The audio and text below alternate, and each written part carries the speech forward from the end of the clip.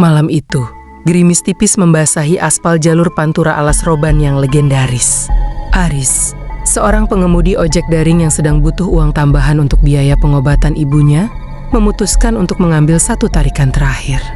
Jarum jam menunjukkan jam 23:30 WIB. Di layar ponselnya, muncul pesanan dari titik yang cukup janggal, sebuah tikungan gelap di tengah hutan jati yang dikenal warga sekitar sebagai jalur maut. Meski hatinya berdesir aneh, ambisi untuk menggenapi target harian mengalahkan akal sehatnya. Ia memacu motornya menembus kabut yang mulai turun menyelimuti pepohonan raksasa. Sesampainya di titik penjemputan, Aris tidak menemukan siapapun kecuali sebuah pohon beringin besar yang akarnya menjuntai seperti rambut panjang. Tepat saat ia hendak memutar balik, suara lembut seorang wanita memanggilnya dari kegelapan.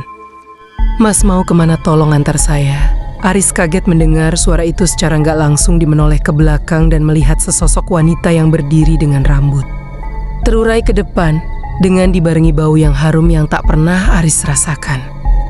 Tanpa banyak bicara, wanita itu naik ke boncengan. Anehnya, Aris tidak merasakan beban berat seperti manusia biasa. Motornya terasa ringan seolah ia membonceng angin.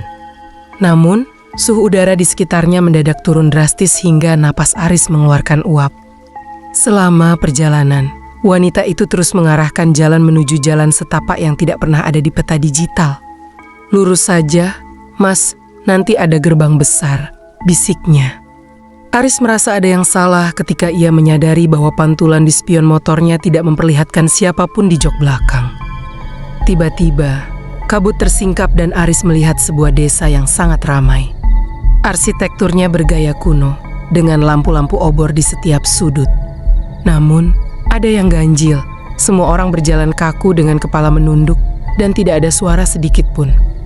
Wanita itu meminta berhenti di depan sebuah rumah joglo megah. Ia turun dan memberikan sekeping koin berwarna emas kepada Aris. "Ini upahnya."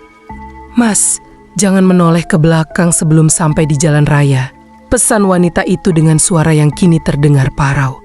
Aris yang ketakutan segera memacu motornya secepat mungkin. Namun, rasa penasaran menguasainya. Jibatas jiza ia melanggar pesan sang wanita dan melirik ke spion. Seketika, pemandangan desa megah itu berubah menjadi kompleks pemakaman tua yang terbengkalai.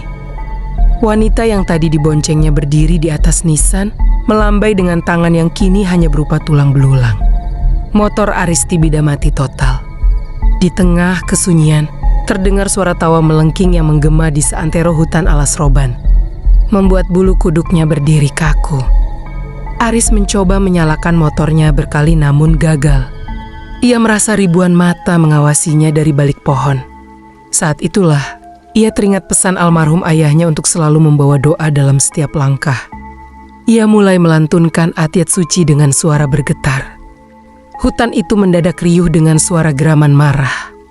Bayangan-bayangan hitam mencoba menarik ban motornya ke dalam tanah merah. Aris terus berdoa hingga akhirnya mesin motor menderu hidup. Dan ia memacu gas sekuat tenaga tanpa berani melihat ke belakang lagi. Aris baru berhenti ketika melihat lampu sorot truk kontainer dan mendengar hiruk-pikuk jalur Pantura. Ia terduduk lemas di pinggir jalan, tepat di bawah papan penunjuk arah Batang Semarang. Ketika ia meraba kantongnya untuk melihat koin emas pemberian wanita tadi, jantungnya hampir copot. Bukan emas yang ia temukan, melainkan selembar daun jati kering yang telah berubah menjadi tanah.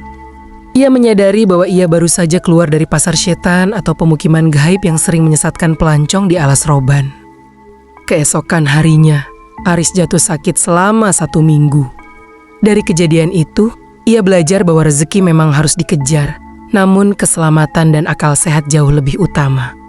Ia juga menyadari bahwa di dunia ini kita hidup berdampingan dengan dimensi lain yang tidak seharusnya kita masuki hanya karena keserakahan. Warga sekitar mengatakan bahwa Aris sangat beruntung bisa kembali. Karena banyak orang yang diambil di titik yang sama tidak pernah ditemukan lagi jasadnya. Cerita Aris hanyalah satu dari ribuan misteri yang terkubur di bawah aspal Alas Roban. Jalanan ini bukan sekadar jalur transportasi, melainkan saksi sejarah kelam masa lalu, mulai dari pembangunan jalan Dandels hingga tempat pembuangan mayat di masa lalu. Setiap lekukan jalannya menyimpan energi sisa dari jiwa yang tidak tenang. Hingga hari ini, para sopir truk dan pengemudi antar kota selalu membunyikan klakson saat melewati tikungan-tikungan, tertentu sebagai bentuk permisi. Kisah ini menjadi pengingat bagi kita semua untuk selalu menjaga etika dimanapun kita berada, terutama di tempat yang memiliki nilai sejarah dan kemistisan tinggi. Jangan pernah meremehkan firasat, dan jangan biarkan ambisi membutakan mata hati. Sebelum melakukan perjalanan, pastikan niat kita bersih dan selalu memohon perlindungan kepada Sang Pencipta. Karena di balik gelapnya hutan, ada hal-hal yang tidak bisa dijelaskan oleh logika, namun nyata adanya.